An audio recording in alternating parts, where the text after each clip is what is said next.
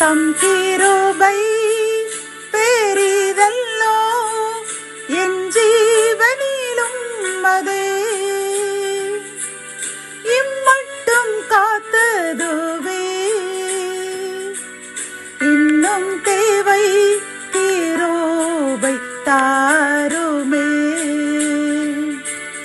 இன்னும் தேவை கிருபை தாருமே. ஆண்டவரும் உலக இரட்சகருமாகிய இயேசு கிறிஸ்துவின் ஈடு இணையற்ற நாமத்தில் சேனைகளின் கர்த்தர் ஊழியத்தின் மூலம் 15/12/2025 இன்று நாம் அறியவிருக்கும் கிருபையின் வார்த்தைகள் எண்ணாகமம் 24:1. இஸ்ரவேலை ஆசீர்வதிப்பதே கர்த்தருக்கு பிரியம். கத்தோலிக்க வேதாகமம் இவ்வாறு கூறுகின்றது. இஸ்ரவேலுக்கு ஆசி கூறுவதே ஆண்டவருக்கு விருப்பம் என்கின்றது. இந்த செய்தியை கேட்டுக்கொள்கின்ற அன்பு சகோதரனை சகோதரியை கர்த்தர் இன்று நம்மை பார்த்து கூறுகின்றார்.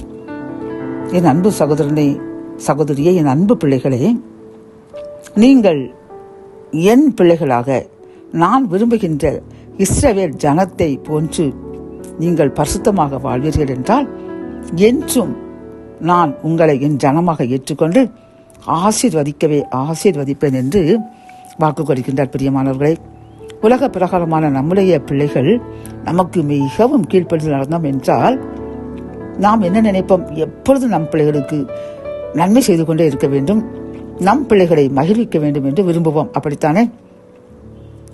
நமக்கு தகுதியற்ற ஒரு காரியத்தை நம் பிள்ளைகள் விருப்பப்பட்டால் கூட அதை எப்படியாவது செய்து முடித்து விடுவோம்.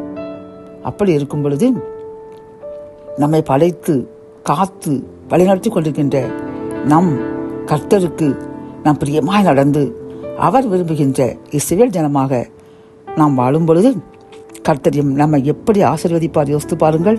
ஆகவே நாம் இன்றிலிருந்து அவர் விருப்பப்படுகின்ற அவருக்கு ஏற்ற பரிசுத்த வாழ்க்கை வாழ்ந்து அவருடைய ஜனமாகிய இஸ்ரவேல் ஜனத்தை போல் நாமும் நம்மை அவருடைய ஜனமாக சேர்த்து கொண்டு நாம் பரிசுத்தமாக வாழ்ந்தோம் என்றால் அவர் நிச்சயம் நம்மையும் நம் சந்ததிகளையும் 1000 தலைமுறைக்கும் ஆசீர்வதிப்பார். ஜெபம். என் அன்பு தகப்பனை, நீர் விரும்புகின்ற அந்த வாழ்க்கை வாழ்ந்தோம் என்றால் நீர் எங்களை உம்முடைய ஜனமாக இஸ்ரவேலராக ஏற்றுக்கொள்வீர். அப்படி ஏற்றுக்கொள்ளும் பொழுது எங்களுக்கு என்றும் மகிழ்ச்சி தான். எங்களை என்றும் ஆசீர்வதிப்பதே முது கடமை என்று கூறின இந்த கிருபையின் வார்த்தைக்காக நன்றியப்பா. என்னுடன் சேர்ந்து யாரெல்லாம் நாங்கள் இன்றிலிருந்து உமக்கு பிரியமான வாழ்க்கை வாழ்ந்து என்றும் நீர் விரும்புகின்ற இஸ்ரவேல் ஜனமாக எங்களை மாற்றிக்கொண்டு அதன்படி வாழ்வோம் என்று உறுதியளிக்கின்றோம். எங்கள் உறுதியை ஏற்றுக்கொள்ளுங்க. அதன்படி என்றும் 1000 தலைமுறைக்கும் எங்களையும் எங்கள் சந்ததியும் ஆசீர்வதிங்க. மீட்பர் இயேசுவின் மூலம் ஜெபம் கேளும் நல்ல தகப்பனே. ஆமென்.